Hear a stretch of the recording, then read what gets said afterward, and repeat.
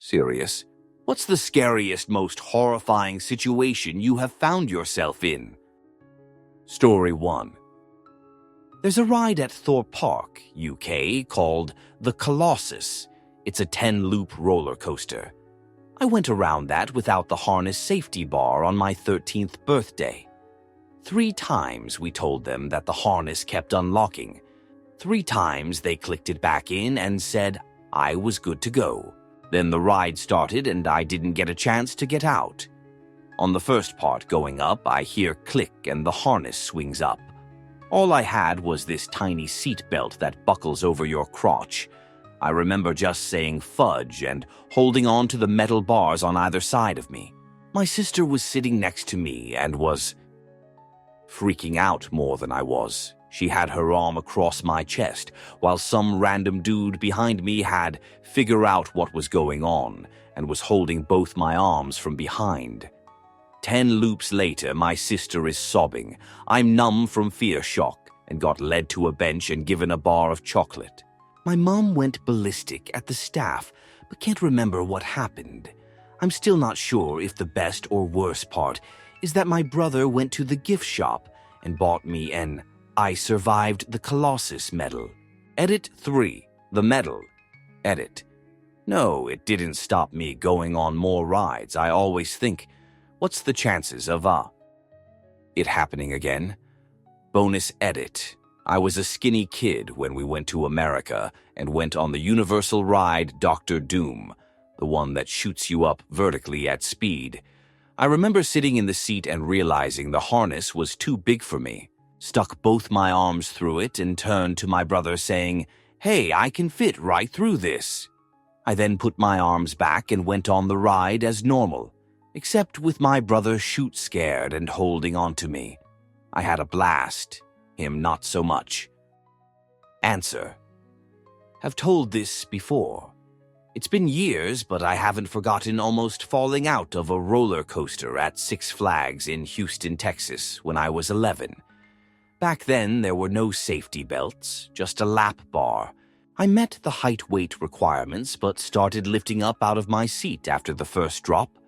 I held onto that lap bar for my life. Some kind of crazy way this teenager behind me quickly realized what was happening. He put his right arm on my shoulder and held me firmly in place the remainder of the ride. When we got off, he, his date, and I just looked at each other. We were all in shock and never spoke. He saved my life. I regret not thanking him. I never told my mom, who was waiting for me. I think about it every few years. I still don't understand how he did that with one hand. Story 2. I was 8 years old and had just gotten home from a camping trip with my dad, brother, uncle, and grandfather. My mom wasn't home, and my dad decided to take my brother and I for ice cream. Shortly after getting our ice cream, my dad had an allergic reaction to an antibiotic. He passed out as he was calling my mom. I took the phone and had to explain to my mom where we were.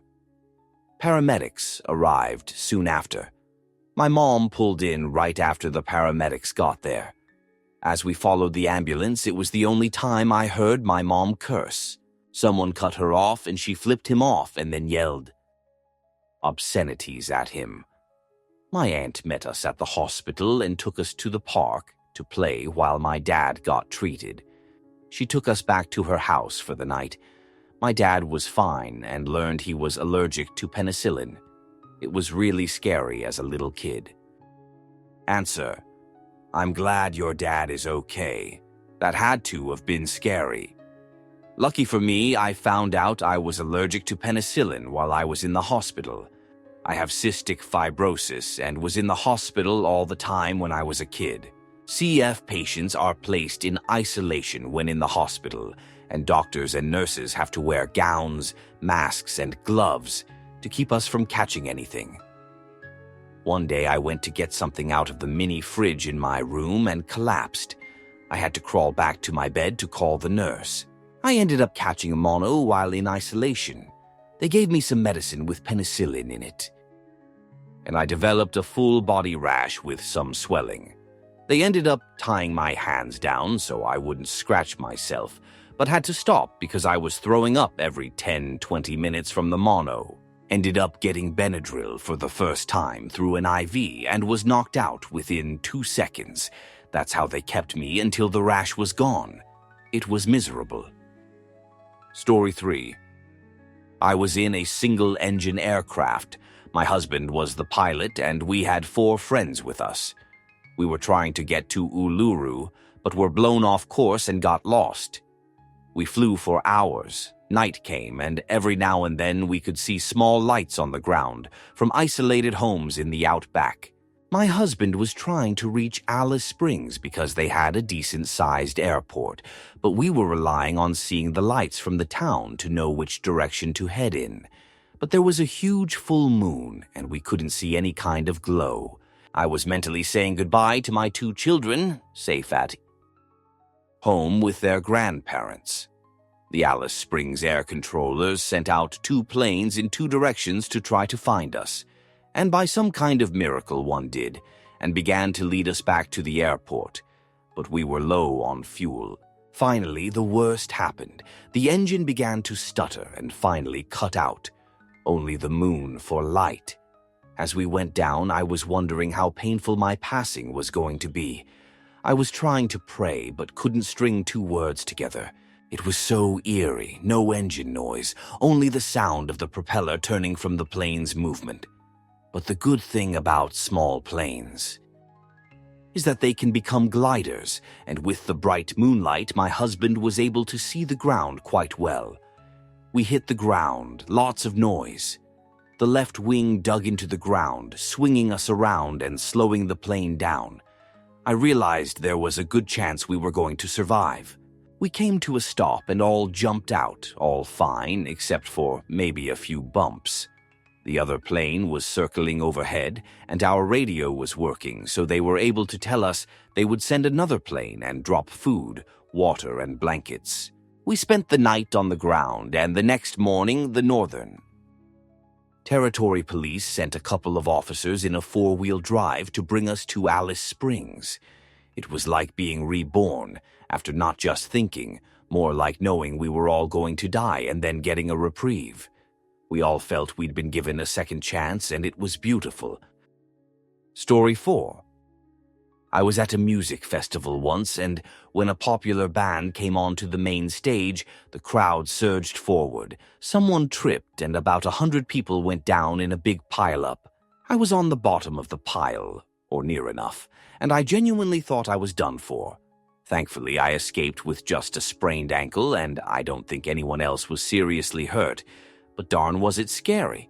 I was only about 16 at the time, which didn't help. Answer. I went to an Arctic Monkeys concert sometime during the AM era, and it was sold out in a huge, very open venue. I'm a small 5'1" girl, so on top of it being hard for me to see, I also get pushed around a lot. Well, sometimes when bands start, the crowds will rush forward, and usually let up right away. This one didn't. I couldn't even manage to touch the floor for a good 5 minutes, and the pressure was so intense I thought I was gonna break a rib. On top of that, people weren't too eager to let me out because they thought I wanted to go in front of them, even though I was going out from the middle. Story 5. When I was 13, I watched my friend get hit by a car and die. We were outside of a park, and he was running around chasing these other kids and throwing sand at them.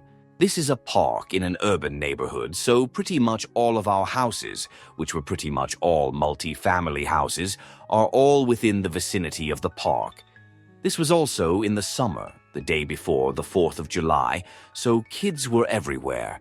The 2 kids being chased ran into the alley between their house and their neighbor's house. They stood behind their chain-link fence and teased the kid chasing them because they got away. The kid chasing them was walking backward and swearing at them. He was walking backward between the parked cars that were along the curb and moving toward the street.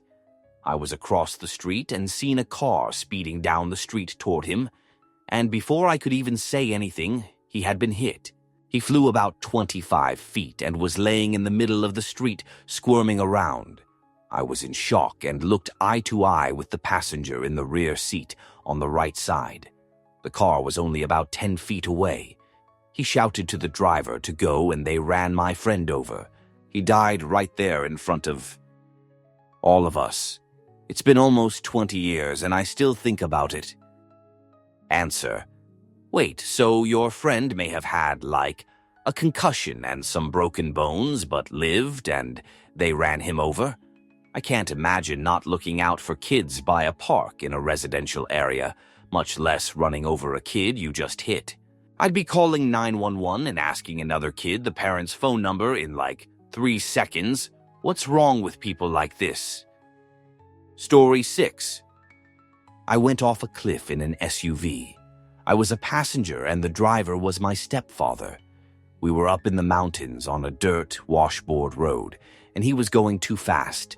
I asked him to slow down, and he said, "I don't have the same problem you and your mother do with mountain roads." Then he turned his head to look at the mountains on the other side, and he didn't see the next sharp curve. I hollered at him, and he swung the wheel hard away from the drop-off. There was no guard. We fishtailed back and forth, and finally the car came to a stop. I thought for a second we made it, but then a horrible creaking sound came from under the car. My stepdad said, "Aw, shoot, we're gonna roll." And we did. All of the windows and the sunroof broke, and sand filled the car. My eyes and mouth were full of sand. I hung on to the roof strap and the door. I thought, well, this is it, and waited to die. The roof of the car crumpled in over my head, and I put one hand in top of my head to soften the blows. This all happened very fast. I didn't even realize what I was doing. I think it was just instinct. The car rolled a few times down into the canyon, then hit a boulder and stopped upright. I jumped out of the car and tried to climb back up the mountain. Some people came and pulled me up. My hand was all cut up from protecting my head, but otherwise I had just some neck pain. All that night I dreamed I was tumbling. I found out a week later that I had ruptured a disc in my neck and had to have immediate surgery. It took a year before I was diagnosed with traumatic brain injury because I couldn't do my studies anymore. The whole thing was so traumatic that I had PTSD. I still talk to my stepdad, but I have never let anyone drive me ever again. That was 17 years ago. Edit. I wanted to thank you all for the kind replies. I'm doing okay now. I have a different life than I thought I would, but my life is good. I just realized that I'm still holding on to some resentment towards my stepdad, and I need to let that go so I can move forward. Thank you for the support. Story 7. My mother and I were held hostage at knife point in a third world, very poor country in our hotel room. The only reason we were able to get away was that the men were so tweaked out we talked them down and distracted them for 2 hours until someone in another hotel room called the police. I was not expecting to get out of that room unhurt, but we did. Story 8. I've written about it before, but my old college was pretty up there. It was a very traditional Christian college where they ban everything and you can get in trouble for anything. Literally, touching a person of a different intimacy is 10 demerits. 100 and you get kicked out. I'm not even talking about like grabbing a thigh. High-fiving was the most common offense. Movies were banned, although the school offered a production major. I asked the people in charge, and even Toy Story could land you 25 demerits. There's constant surveillance, too, not simply because they have cameras and motion. Detectors literally everywhere, but since any junior and senior can write you up without needed to go through an RA. Before you think that's not true, the rule book says that only RAs can write you up, but later states that if enough people are witness to it, a junior or senior may bypass the RA. TL Doctor, once you're a junior by credit, all you need is friends that will sign off. The craziest thing was the school-led stalking. Since movies are banned, you obviously can't go to the theater that's nearby. In order to maintain your testimony or something, the school sends staff to the parking lots and checks to see if any of the license plates are registered to a student. The most insane thing that happened to me was when I posted an anonymous thread about the school on Reddit talking, admittedly, quite negatively, about the school. I was called into the Dean of Men's office and was told directly, "It wasn't that hard to find you seeing what you wrote about yourself." They hunted me down. I used my time with the dean to ask all the burning questions I had about the school, and especially about the no-touching rule. He said, and I quote, "Because it's just easier to not have to figure out if you were touching inappropriately. They simply were too lazy to even figure it out. Oh, by the way, almost everything you read about that school is either 3 years old, making it horribly outdated due to how the school's administration changes every 2 years, a blatant lie or misunderstood. Alan Armentrout wasn't kicked out because he was doing something stupid. It was simply the thing that set his demerits over 100. I didn't stay for the entire semester. I'm currently attending a different college, but now my graduation date is a semester late. Edit for clarity. This is in America, and the school just witnessed a record number of students. Edit 2. Thank you all for actually listening to me about this. I tried to tell people, but I've either been too afraid of being caught for some reason. I guess that's a side effect of what happened, or I just thought people would think I'm ranting.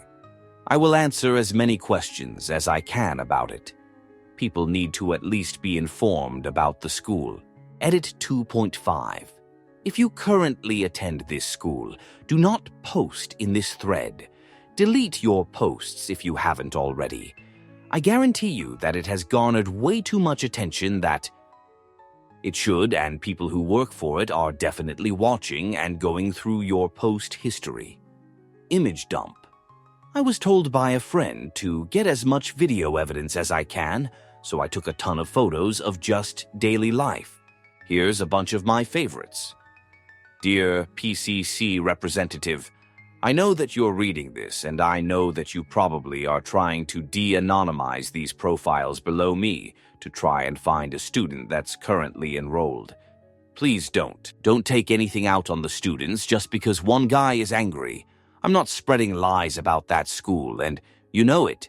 So please be kind and let this thread slide, please. Answer.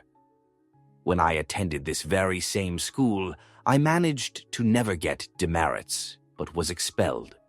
First, I want to say when I visited prior to attending, I wore denim skirts the entire weekend and was only informed that they were against dress code once I had moved into the dorm. As a woman, I was only allowed to leave campus if I was accompanied by 3 other women, and if heaven forbid I wanted to go to the women's beach, yes, they were separate, I needed 5 other women and an RA to go with. For Christmas break, I went with my male cousin to North Carolina, which was fine. I was even allowed to hug him. At the end of the break, I carpooled with a couple of classmates back to school. We made an overnight stop in SC to stay at a third friend's house with his parents home. I shared a room with T, the only other woman, and the boys G&D shared a room across the hall. I started feeling really weird after dinner and went to sleep in my emoji jammy pants. The next morning when I woke up, I was wearing a dress and different panties. When I later found my PJs, they had an enormous hole ripped into the back end. For 2 weeks I felt off and distant, but I tried to just shake the feeling and move on. At one point I asked T and G what they remembered of that night, and the next day I was called to the Dean of Women's office. Turns out D had violation me, and once he realized I may not stay quiet, he turned me in for slander. I spent the next 2 days being interrogated and having an RA shadow me everywhere, including the toilet. I was forbidden from speaking to anyone, including roommates and even my cousin. I was not allowed to call police or a lawyer. I had no rights. I was eventually told I had 24 hours to pack and get off campus. I spent my last night sobbing silently as I packed. all of my things, and then stared at the ceiling in a strange room pretending to sleep. I think here is a good point to insert two things. The first phone call I was allowed to take was from a parental unit calling me a slough of derogatory terms. Second, I lived in a very rural area where the nearest airport was in a different state. When the RA dropped me off at the airport, she found out I was flying into a different state and assumed I was running away. I was 19 years old and had been told from the age of 14 that I would be out of the house at 18, so running away, not really a problem. Long story short, the school believed him. I was expelled. I lost the relationship I had with all my friends and family for several years and was made to believe that I was crazy and a slut. D got married, had children, and abused them all, but is not in jail. If I ever see him again, I am not sure I would be able to stop myself from violently castrating him. Story 9. I was a geology major, and we spent a few weeks mapping in the mountains. There was around 25 of us in the class. The rule was that we had to be back at the vehicles at 4 p.m., so we weren't still out there when it got dark. We were all running late one day, not the class' fault. The professors decided we had to fit in a few extra unit stops, and the fastest way down the mountain was this really steep drainage with loose rock. We never would have gone that way had it not been so late. Some people were really good hikers and were already almost to the base of the steep part. I had 5 blisters between both of my feet. I was dumb and didn't break my boots in well enough, so I was still pretty close to the top. All of a sudden, a guy behind me accidentally stepped on a loose boulder that was probably 2 in diameter, and it started tumbling down the drainage. We all started yelling, and we watched the boulder fall in the path of one of our classmates. You could see him watching it, trying to determine which direction to jump, since the boulder was acting like a football and was bouncing in every direction. At the last second, he ducked down and dodged to the left, and it missed his head by a few inches.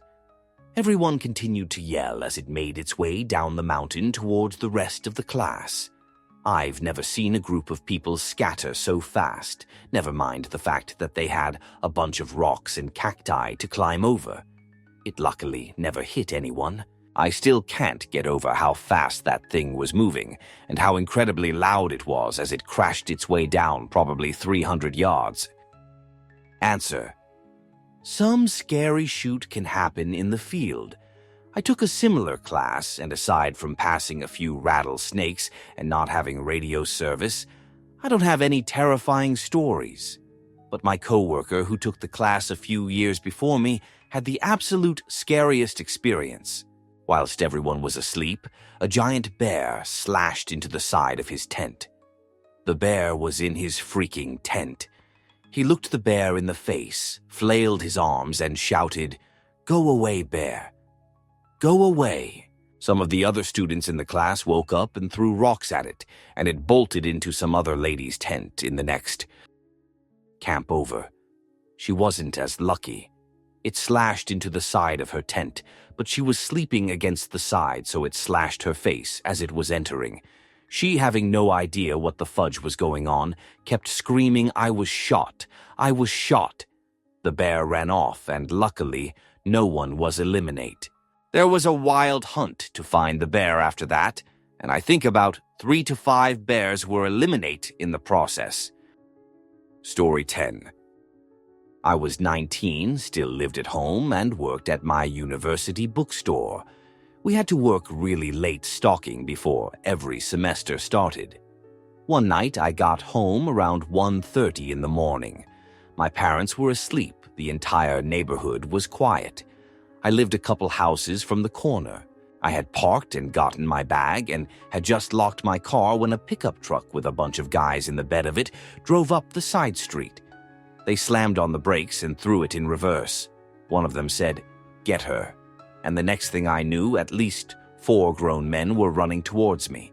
I had to run around my car to my front door, unlock it, and get in before they got to me. I managed to get in and just locked the deadbolt when the first guy got a hold of the door handle and tried to yank it open. I had slammed the door hard and woke my parents up. I was screaming my head off and grabbed the shotgun my dad kept in the closet. I managed to get out, guys on the front porch, and my dad grabbed his pistol and looked out the window. They were already running back to the truck. He went outside and they took off. We called the police,